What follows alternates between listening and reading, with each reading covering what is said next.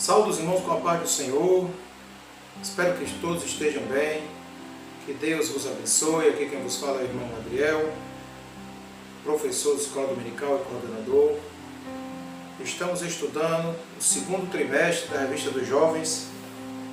Hoje com a sua terceira lição, esse trimestre que tem por título O Cuidado de Deus com o Corpo de Cristo. Lições da carta do apóstolo Paulo aos Coríntios para os nossos dias. A lição que vamos tratar hoje é a lição de número 3, que tem por título Divisões na Igreja. O texto do dia está em 1 Coríntios, capítulo 1, versículo 13, que está escrito o seguinte: Está Cristo dividido? Foi Paulo crucificado por vós? Ou fostes vós batizados em nome de Paulo? A síntese do texto, que seria a nossa verdade prática, se encontra, ele diz o seguinte, a nossa lição: as divisões e partidarismo demonstravam a imaturidade espiritual dos membros da igreja de Corinto. A lição tem 3 objetivos que vamos buscar alcançá-los durante esse nosso estudo da terceira lição da classe dos jovens da Escola Bíblica Dominical, revista essa escrita pelo nosso pastor Natalino das Neves e publicada pela CPAD, Casa Publicadora das Assembleias de Deus.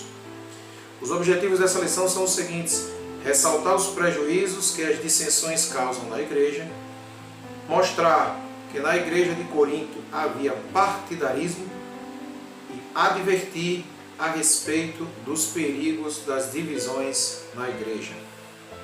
O texto bíblico utilizado pelo nosso escritor se encontra em 1 Coríntios, capítulo 10, até o versículo 17. Amém? Depois os irmãos quiserem nos acompanhar, podem fazer essa leitura. Como eu já venho falando, é importante você estudar todo o primeiro livro de Coríntios, para que quando você voltar para esse estudo, você possa já estar familiarizado com o tema. Mas do que vai tratar a nossa terceira lição dos jovens? Veja, nós viemos tratando na primeira lição sobre um contexto histórico, né? Nós fizemos uma abertura de trimestre falando sobre a questão histórica, geográfica, a origem da igreja. Na nossa segunda lição, que encontra aqui no canal também, nós temos as ações de graça pela igreja de Corinto, que é quando Paulo vai se apresentar à igreja, é quando ele vai saudar os irmãos e vai se congratular por eles estarem desenvolvendo os dons, né? Só na lição 6 é que ele vai tratar especificamente dessa questão dos dons. E chegamos à nossa lição 3, divisões na igreja.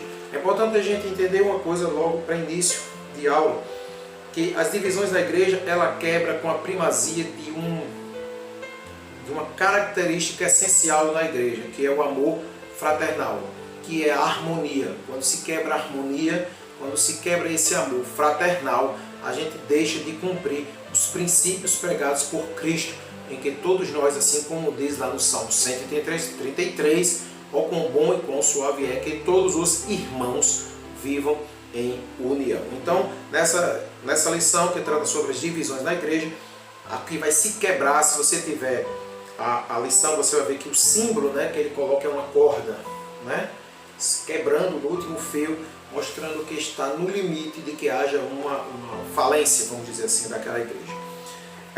São 3 grandes tópicos, como é o padrão, e vamos começar a tratar do primeiro, que fala das dissensões e os seus prejuízos para a igreja. Primeiro subtópico: uma exortação para não causar dissensões. Antes de nós entrarmos nesse tópico, é bom a gente ler o versículo, que é bem conhecido dos irmãos. Hoje nós vamos fazer várias leituras, principalmente no livro de Provérbios. E vamos tratar do primeiro, que vai estar lá em Provérbios, capítulo 6, a partir do versículo 16 até o 19. Né? A palavra de Deus vai nos dizer o seguinte, é um versículo bem conhecido dos irmãos, né? Da leitura já bem apresentada para todos nós, que está lá em Provérbios capítulo 6, a partir do versículo 16. Esses versículos eles são encabeçados como código moral na Bíblia, Ok? Assim nos diz a palavra de Deus. Antes de entrarmos propriamente nas dissensões, olha só o que diz a palavra de Deus. Estas 6 coisas aborrecem o Senhor, e a 7ª a sua alma abomina. 6 coisas Deus aborrece, e uma ele abomina. Versículo 17, ele vai falar das 6 coisas que aborrece. Começa no 17. Olhos altivos, língua mentirosa, mãos que derramam sangue inocente, coração que maquina pensamentos viciosos, os pés que se apressam a correr para o mal, testemunha falsa que profere mentiras, e a última que a alma do Senhor abomina é o que semeia contenda entre os irmãos. O que semeia contenda entre os irmãos, o Senhor abomina. Algo abominável é algo não aceitável, é algo totalmente desprezível, é algo totalmente reprovável. E a nossa lição ela vai tratar exatamente sobre as dissensões e os seus prejuízos para a igreja, nosso primeiro grande tópico. Se são dissensões, são provocadas, são geradas por contendas. E o nosso versículo introdutório desse estudo já nos demonstra que essas contendas, por si só, o Senhor abomina. Ele no primeiro subtópico, no meio, ele vai falar o seguinte: como fundador da igreja de Corinto, devia ser muito duro para o apóstolo exortar aquelas ovelhas, mas era necessário ele o fazer com amor e firmeza. É muito fácil estar com as pessoas em momentos de alegria. É muito fácil quando você é um líder que promove, que traz alegria, que traz descontração, que traz bons conselhos, conselhos que confortam, conselhos que nos animam, que nos levantam. Mas é muito difícil para a liderança, muitas vezes, exortar, ser duro, ser firme. E Paulo, por ser fundador daquela congregação, ele se via na necessidade de fazer isso. Não é uma tarefa agradável e poucas pessoas se propõem a fazer. Muitas vezes temos líderes que eles preferem tentar levar na conversa, quando na verdade muitas vezes é necessário uma forma mais incisiva, vamos assim dizer, para tratar com o problema. E Paulo ele era motivado a fazer isso por amor ao Evangelho do Senhor Jesus Cristo. Era importante que se voltasse ao primeiro amor, que se voltasse a entender que o foco principal deveria ser a mensagem da cruz. A palavra de Deus vai nos dizer que Deus ama ele castiga quem ele ama. Bom é o pai que repreende o seu filho. Então, é necessário muitas vezes exortar, é necessário muitas vezes vir com uma palavra um pouco mais firme, para que no futuro a gente não venha perder um irmão, um amigo, levados pelos caminhos que a vida tem apresentado para ele, que se for levado no riso e no abraço, talvez ele não sinta o perigo daquilo que está por vir. E Paulo ele se viu naquela necessidade de exortar aqueles irmãos. Mas a lição vai dizer que antes de exortar os irmãos, primeiramente Paulo toma uma atitude humilde. Em momento algum ele age de forma autoritária. Veja, ele vai iniciar a sua frase no versículo 10 com a palavra rogo-vos. Rogo-vos, porém, irmãos, pelo nome do Senhor Jesus Cristo. Quer dizer, eles pedem que os irmãos, em nome do Senhor Jesus Cristo, possam ouvi-lo, e receber os seus conselhos. A lição vai nos dizer que ele não, em momento algum, ele agiu de forma autoritária. As pessoas muitas vezes não sabem diferenciar falar firme, falar com autoridade e falar com autoritarismo. São coisas totalmente diferentes. Você pode falar com uma pessoa de forma com autoridade, sem ser autoritária. As pessoas acham que falar com autoridade é falar com braveza de voz, é falar com voz alteada, é falar com gestos bruscos, movimentos rápidos, quando na verdade você tem que estar debaixo de autoridade. E nesse caso aqui, Paulo estava debaixo da autoridade do Espírito Santo de Deus. Então não confundamos autoridade com autoritarismo. Tem um versículo que fala sobre essa questão de falar com doçura, falar com sabedoria, saber falar. Provérbios capítulo 25, versículo 11, vai nos falar sobre isso. Olha o que nos diz a palavra de Deus. Provérbios capítulo 25, versículo 11. Ele vai nos dizer o seguinte: como maçãs de ouro em salvas de prata, assim é a palavra dita ao seu tempo. Como maçãs de ouro em salvas de prata, bandejas de prata, assim é a palavra dita ao seu tempo. Que versículo maravilhoso, que ensino maravilhoso. Momento certo de falar, forma certa de falar. Devemos ter cuidado quando for lidar em exortar ou aconselhar alguém. Não é com dureza, não é com rispidez. Eu sei que às vezes pode parecer que você esteja envolvido na situação e queira agir com dureza, com firmeza, e acaba, talvez, em vez de aproximar e consertar, você vai estar afastando aquela pessoa. Então devemos, principalmente com aqueles que temos mais proximidade, intimidade para falar, usar de sabedoria, doçura, brandura, e em momento certo, oportuno, porque há momentos para falar e há momentos para calar. Todos nós sabemos que se em determinados momentos viéssemos a falar aquilo que estávamos pensando, que ao nosso ver era bom, talvez na forma como fôssemos falar não fosse trazer benefício algum. Então respira, espera, sabe aquela contagem de 1 a 10? Pronto.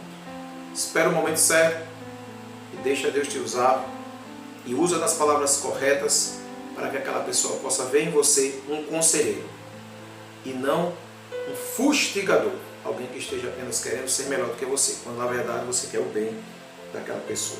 Então Paulo, ele rogava para que aqueles irmãos em Corinto os ouvissem pelo nome do Senhor Jesus Cristo.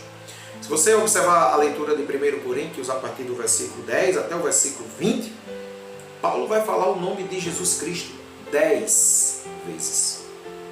10 vezes. Mostrando que Cristo é que deve estar acima e no centro de nossas vidas. O segundo tópico fala: as dissensões prejudicavam a unidade da igreja.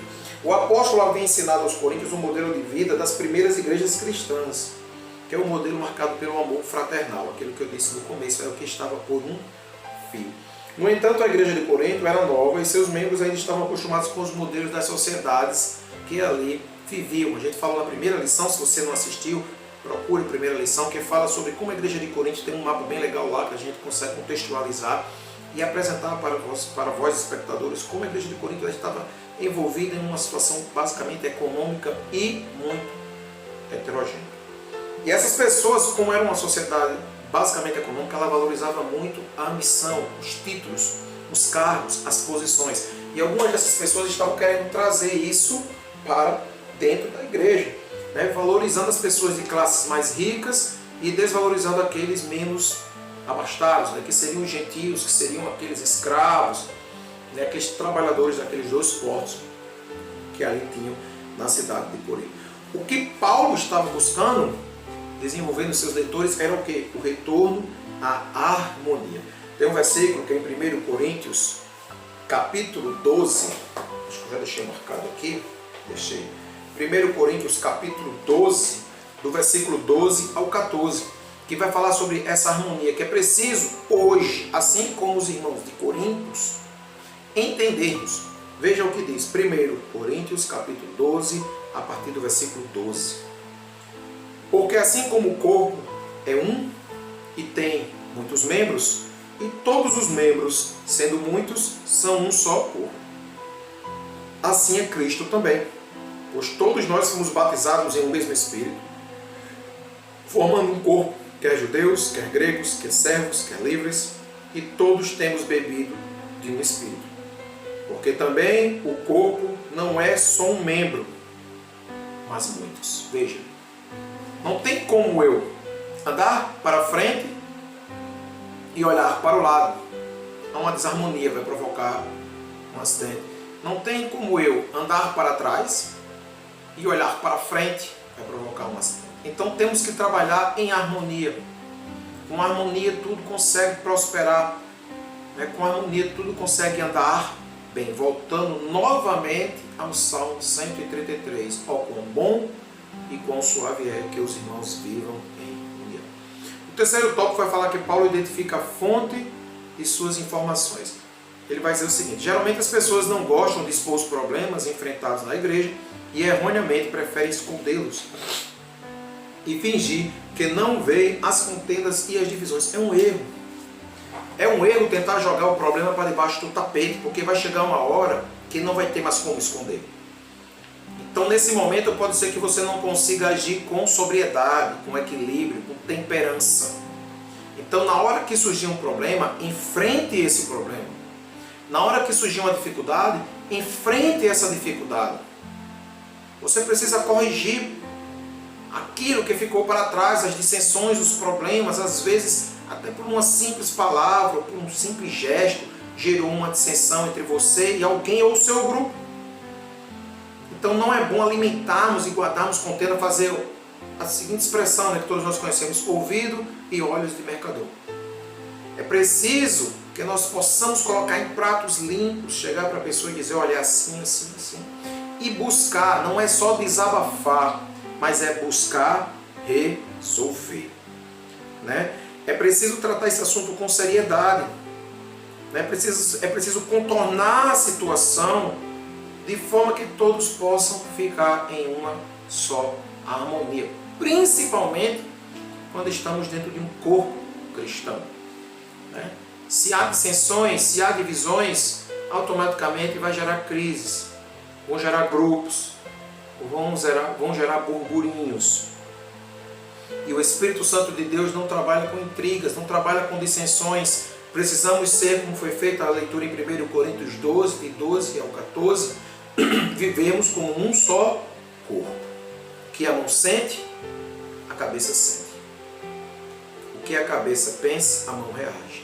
Precisamos estar unidos, irmãos. Principalmente nesses dias atuais, em que estamos em crise, e que temos visto, né, partidarismo político por alguns grupos, também partidarismo religioso dentro da igreja. Precisamos nos unir. Amém? Continuando, no final do tópico ele vai dizer o seguinte: há uma grande diferença quando alguém comunica algum erro à liderança da igreja por inveja ou para prejudicar alguém desejando o seu mal e não o seu arrependimento. Muitas vezes a pessoa se sente motivada em procurar o pastor, a liderança, para comunicar algo que está acontecendo com A ou B, não para querer que aquele irmão seja edificado, corrigido, mas para prejudicá-lo, às vezes tirar ele de alguma posição que você deseja ocupar. Você, meu telespectador, não, você que eu digo, lá fora, porque aqui só tem crente salvo, batizado e limpo no Espírito Santo de Deus. Amém? Glória a Deus. Mas conhecemos sempre alguém que gosta de fazer uma fofoca, porque isso aqui é fofoca. Essa parte aqui que fala desejando o seu mal e não o seu arrependimento é fofoca.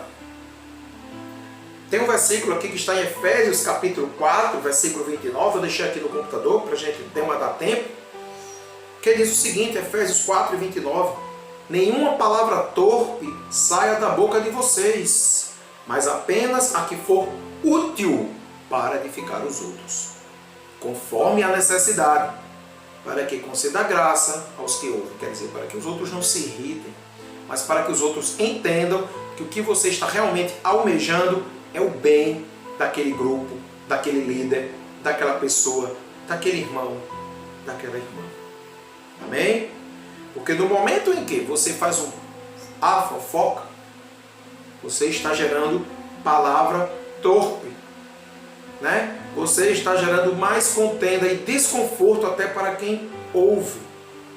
Então, tenhamos esse tipo de motivação ao buscarmos exortar ou apresentar o problema a alguém. O segundo grande subtópico da lição fala o partidarismo na igreja. Ele vai tratar a partir do versículo 12 do capítulo 1 e o versículo 12. O tratamento inadequado acerca das diferenças de opiniões. Na lição ele diz o seguinte: a maioria dos membros da igreja de Corinto havia perdido a percepção de que Cristo deve ser o centro de todas as coisas.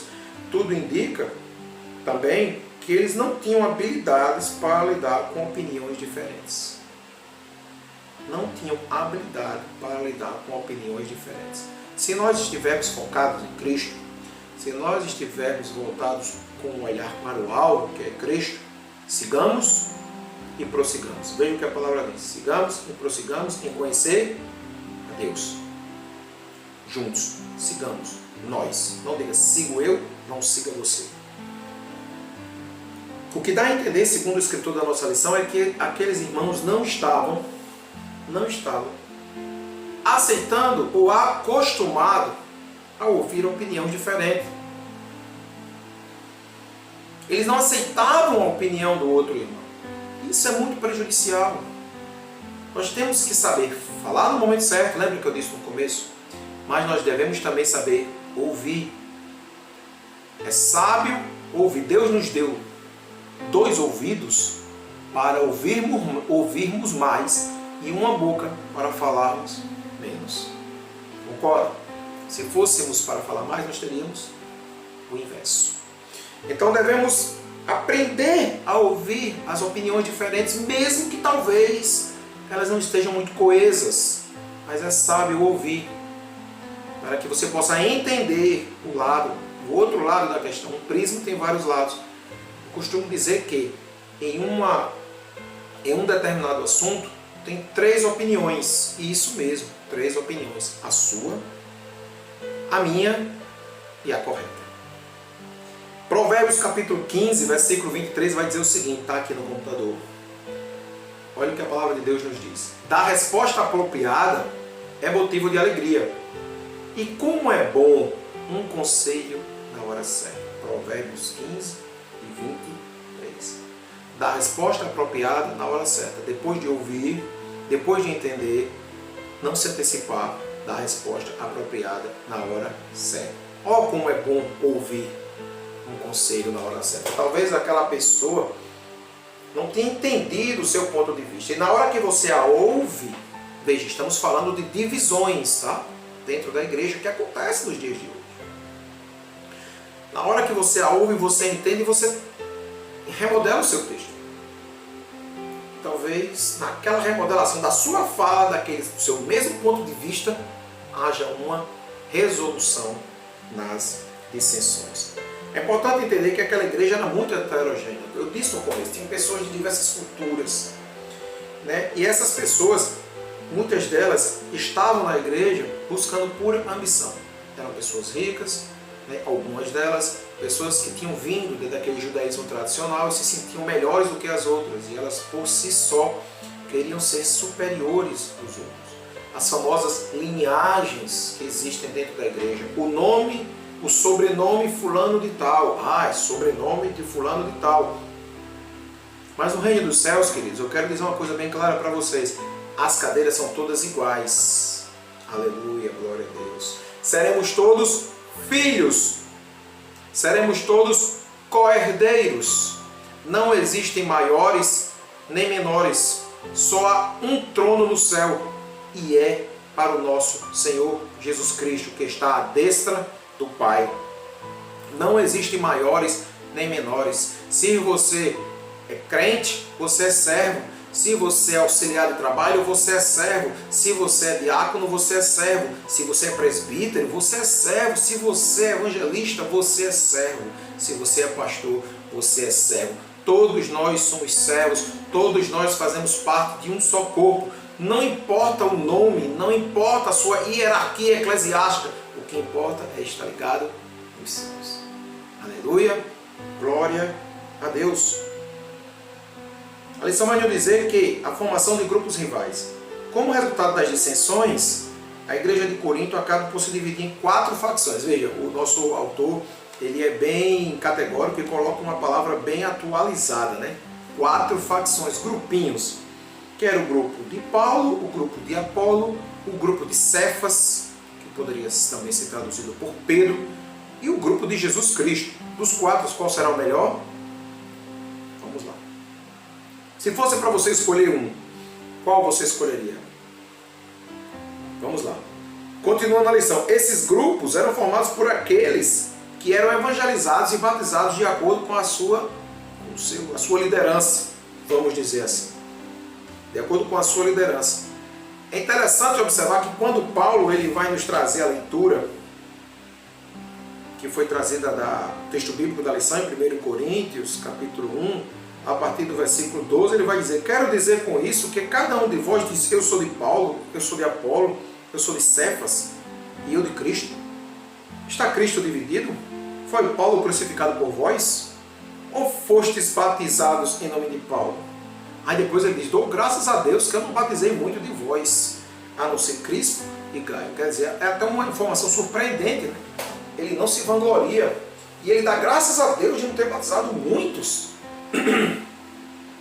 Veja, Paulo, ele estava interessado no crescimento do reino de Deus. Em momento algum, Paulo, apesar de ele ter criado aquela congregação física, né, porque a igreja somos nós, eu e você, né, ele ensina que deve ser enfatizado o evangelho do Senhor Jesus Cristo, e ele não prioriza nenhum ensinador. Não importa se é de Paulo, se é de Cefas, se é de Apolo, o que importa é que o evangelho pregado deve ser o de Jesus Cristo. Não importa quem plantou, não importa quem regou, Paulo também vai dizer, mas quem dá o crescimento, né? E ele não valoriza em detrimento de um ou de outro. Cada pregador desses quatro tinha um estilo diferente. Vou falar dos três, né? Uma parte vamos tirar por um momento Jesus Cristo, e vamos falar de Paulo, Cefas e Apolo. Cada um tinha uma forma de pregar, uma eloquência, um modo. E isso fez com que os irmãos se identificassem dentro daquela comunidade e quisessem escolher de um a outro. E como eram esses grupos? O primeiro grupo era o grupo de Paulo, que eram os primeiros cristãos, principalmente os gentios, aqueles a quem ele pregou o evangelho assim que chegou em Coríntios, mais ou menos nos anos 50 depois de Cristo. O segundo grupo era o grupo de Apolo, que era, isso está na lição, ok, queridos? Na página 21. O segundo grupo era o grupo de Apolo, membros que se converteram e se entusiasmaram com seu estilo eloquente, era aquele pregador mais falante, com melhor oratória. Paulo era mais reto, retilíneo, sem muita empolgação. Estou falando no movimento carnal, ok? O terceiro grupo era o grupo de Pedro, que eram principalmente os judeus de origem legalista, né? Aqueles que vieram do judaísmo. E o quarto grupo era o grupo de Cristo. Você se identificou com o grupo de Cristo? Eu não. O grupo de Cristo era aqueles que se achavam mais santos do que os outros na base da sua própria justiça. Surpreendente. Não podemos escolher nenhum dos quatro, mas devemos escolher a Cristo como o único e suficiente Salvador de nossas vidas. O verdadeiro ensino está aqui, ó. Não está em quem prega. Nós somos apenas um instrumento para falar a palavra. Quem deve ser exaltado é a palavra. Quem deve ser exaltado é Jesus Cristo. Quem deve reinar em nossas vidas não é pregador A, B e C, ensinador D ou F, mas sim a palavra de Deus. Aleluia, glória a Deus. A preferência ou identificação por alguém é natural, a lição vai nos dizer. O perigo é quando essa relação se torna motivo para se achar superior aos outros. É uma frase que eu já escutei algumas vezes, que diz o seguinte: Deus nos fez original, mas nós queremos morrer cópia. Ah, eu queria pregar como aquele irmão. Ah, eu queria cantar como aquela irmã. Ah, eu queria orar como o irmão. Passamos a vida toda querendo imitar alguém e no final não oramos como aquele irmão, não pregamos como aquele irmão, não cantamos como aquela irmã. Por quê? Porque Deus nos fez originais. Buscamos muitas vezes ser reflexos na vida de alguém. Isso não impede de você ter suas preferências, de você preferir assistir o ensino da palavra de Deus com fulano e tal, com fulano e tal. São pessoas de Deus, mas você não pode trazê-los como expoentes para você querer ser iguais a eles. Tem pessoas que mudam o tom de voz, tem pessoas que falam, tem os mesmos trejeitos daqueles pregadores a quem eles acham que são superiores. Na verdade, os pregadores estão ali fazendo o papel de transmissores da palavra de Deus, mas aquele espectador o torna como uma referência. Quando acontece isso, a gente incorre no que vai acontecer aqui agora, no terceiro subtópico da lição, que trata das divisões e os seus perigos. Vamos continuar nesse pensamento. Quando ele diz, após escrever sobre a formação dos grupos rivais, o apóstolo aponta a possível causa das discordâncias entre eles. Parece que estavam idolatrando o fato de serem batizados por algumas pessoas. Eles valorizavam mais os homens. Reino dividido, grupos separados. A palavra de Deus vai nos dizer em Mateus capítulo 6, eu separei essa leitura aqui para nós, Mateus capítulo 6, o versículo 24. Ninguém pode servir a dois senhores, porque ou há de odiar um e amar o outro, ou se dedicará a um e desprezará o outro. Não podeis servir a Deus e a Mamon. Aqui a leitura nos faz Mamon é o Deus do dinheiro, né? Representa o dinheiro. Veja, irmão Adriel, eu não odeio o pastor tal, pastor B, pastor Y, pastor C. Eu apenas acho ele melhor do que pastor Z. Beleza. Ou você se dedica a esse pastor, ou você se dedica a Jesus. Você não pode servir a dois senhores. Quando você coloca qualquer coisa no seu coração acima do Senhor Jesus Cristo, esta coisa se torna idolatria. Pode ser um carro, pode ser dinheiro, pode ser uma pessoa, pode ser uma posição social. O Senhor Jesus Cristo deve ser Rei em nossas vidas. A Ele toda a honra, toda a glória e todo louvor. Não podemos adorar a dois senhores. Não podemos escolher adorar a Cristo e adorar a Mamon ao mesmo tempo. Ele deve, o nosso Senhor Jesus Cristo, estar acima de todas as coisas. Ainda sobre essa leitura de reino dividido, Mateus capítulo 12, versículo 25, eu deixei aqui separado, vai nos dizer o seguinte, Jesus Cristo nos fala o seguinte, Jesus reconhecendo os seus pensamentos, disse-lhes, todo reino dividido contra si mesmo será arruinado, e toda cidade ou casa dividida contra si mesma não subsistirá. Não existem dois caminhos. Nós devemos prosseguir para o alvo, que é o Senhor Jesus Cristo. E dentro das nossas igrejas, dentro das nossas comunidades cristãs, devemos buscar viver em uma harmonia, porque somos, como eu disse lá na leitura de 1 Coríntios capítulo 12, um só corpo, bebemos de uma só fonte, somos parte de um corpo e a cabeça é Cristo. Aleluia, glória a Deus. Deus, Ele não só exige exclusividade. Deus, Ele exige inteira adoração. Porque só Ele é digno de nosso louvor. Ele nos deu a vida, Ele nos tem guardado, Ele tem protegido as nossas famílias. Ninguém, Paulo vai dizer, será que fui eu que morri na cruz por vós? Conhece alguém que poderia morrer por ti? Por amor a você? Detalhe, sabendo que você era mau, sabendo que você é pecador, sabendo que você não fez nada de bom para aquela pessoa, só um fez isso e foi o Senhor Jesus Cristo. Então por isso a glória, para que subamos com Ele para ser recebido no céu. Aleluia. O perigo de ser narcisista. Paulo faz agradecimento que causa espanto e pode ser até mal interpretado quando ele dá graças de ter batizado apenas alguns da igreja. Isso está lá em Atos capítulo 18.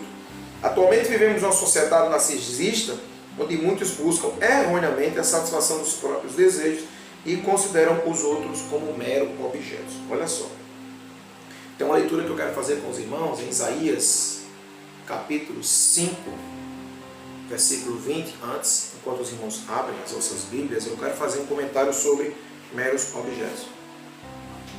Há pessoas que amam coisas e usam pessoas. Vou repetir. Há pessoas que amam coisas e usam pessoas.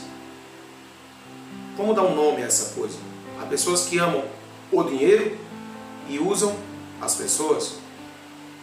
As pessoas que amam a seu emprego, a sua autoridade e usam as pessoas.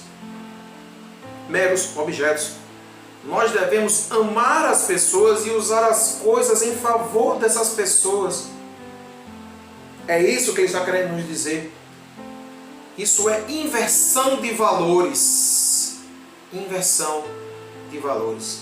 Isaías, capítulo 5, conhecido como profeta messiânico do Velho Testamento, versículo 20, ele vai dizer: ai dos que ao mal chamam bem e ao bem chamam mal, que fazem das trevas luz e da luz trevas, e fazem do amargo doce e do doce amargo. Esse versículo, se tivesse um título para dar para ele, seria inversão de valores. É isso que a lição quer nos trazer. É quando a gente inverte os valores. É quando a gente valoriza as coisas erradas em consonância das coisas corretas. Último subtópico da lição: o perigo de pregar o evangelho por ostentação. Veja, outra palavra bem atualizada. Primeiro foi facções e agora ostentação. Paulo não confiava na sabedoria de palavras, mas na pregação do evangelho, que havia transformado a sua vida e era a força transformadora que movia a comunidade cristã. Veja só. O objetivo de Paulo era passar a mensagem de uma forma simples. Quando Paulo era oportunizado em falar, ele não usava de palavras difíceis, de expressões complexas, de introduções, como é que eu vou dizer, longas, rebuscadas, mas ele precisava pregar o evangelho do Senhor Jesus Cristo, que é simples. O Senhor Jesus Cristo vai dizer: se confessares os teus pecados, se deixares as práticas do pecado, no momento em que confessares os teus pecados diante dos homens, eu o confessarei diante do Pai. Nova criatura. Aceitou o Senhor Jesus Cristo como seu único e suficiente Salvador. Simples. O Senhor se faz Rei em tua vida. E através do tempo Ele vai moldar a tua postura. O Espírito Santo vai trabalhar em você como um professor, como um mestre. E Ele vai te mostrar como proceder para caminhar firme até os céus. E Paulo, ele tinha esse ensino simples para pessoas simples. Ele não se preocupava em estar ostentando. Paulo era um homem muito erudito, falava diversas línguas. Inclusive, quando ele vai pregar no Partenon, que está lá no livro de Atos, os gregos se impressionam como ele não tem sotaque judeu nem romano. Ele parece um grego. Então veja, Paulo era um homem eloquente, mas ele se preocupava em pregar o Evangelho do Senhor Jesus Cristo. Ao contrário, é comum no meio evangélico ouvirmos pregadores que confiam na sua própria capacidade. Eu preguei em tal lugar. Quando eu fui pregar em tal lugar, Deus salvou 500 pessoas. Isso no início de quando ele vai fazer a sua pregação, né?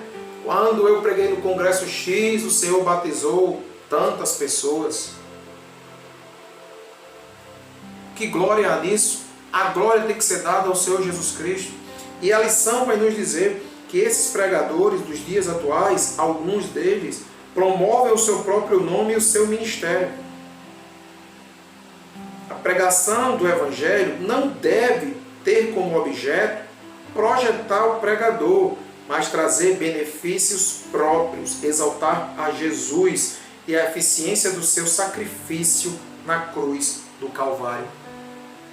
É pregar que o Senhor transforma, é pregar que o Senhor salva, é pregar que o Senhor cura, é pregar que o Senhor batiza com o Espírito Santo e deixa que o Espírito Santo de Deus é quem convence o homem do pecado. Paulo tinha esse objetivo, uma pregação cristocêntrica, Cristo no centro. Isaías vai dizer que se nós fôssemos avaliar nossas próprias justiças, seríamos trapos de imundície. Nós somos justificados pelo sangue do Cordeiro, e não pelas nossas próprias obras, e não pelas obras que possamos ter praticado. Pregadores vão pregar, mudam o tom de voz, como eu disse a vocês. Utilizam técnicas de oratória no púlpito.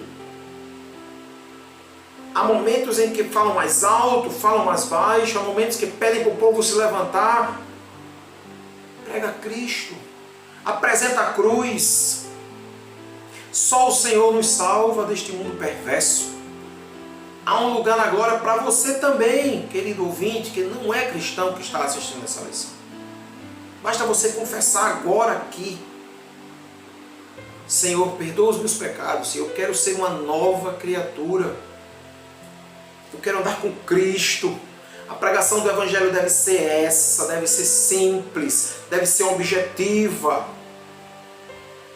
E quando pregamos o Evangelho objetivo, esquecemos das dissensões, paramos de avaliar os outros, paramos de separar aqueles que não falam parecido conosco, paramos de provocar intrigas, Tito 3:9, entrando em discussões vãs, que não nos levam, que não nos edificam. Devemos pregar o sangue do Senhor Jesus Cristo derramado na cruz, que purifica de todo pecado. Precisamos seguir o modelo de Cristo, amar as pessoas e buscar viver um reconhecimento no céu, e não dos homens, e não da terra, e não por nossos próprios méritos, mas pelo mérito do Senhor dos Exércitos. E a lição conclui dizendo o seguinte: as divisões internas da igreja de Corinto estavam prejudicando a unidade da comunidade e tirando o foco principal da missão da igreja, que é o quê? Pregar o Evangelho a toda criatura. Este comportamento revelava novamente uma imaturidade espiritual. Veja, dissensões, confusões, aspecto de imaturidade espiritual. Amém? Foi bênção para você. Se você gostou desse vídeo, dá um like aqui, ó. Inscreve no canal se você não for inscrito. Próximo domingo estaremos mais uma vez gravando a nossa 4ª aula, que tratará sobre a sabedoria divina. Ok? Que Deus vos abençoe, que essa semana seja de bênção, que você possa agradecer a Deus por tudo, em nome de Jesus. Amém.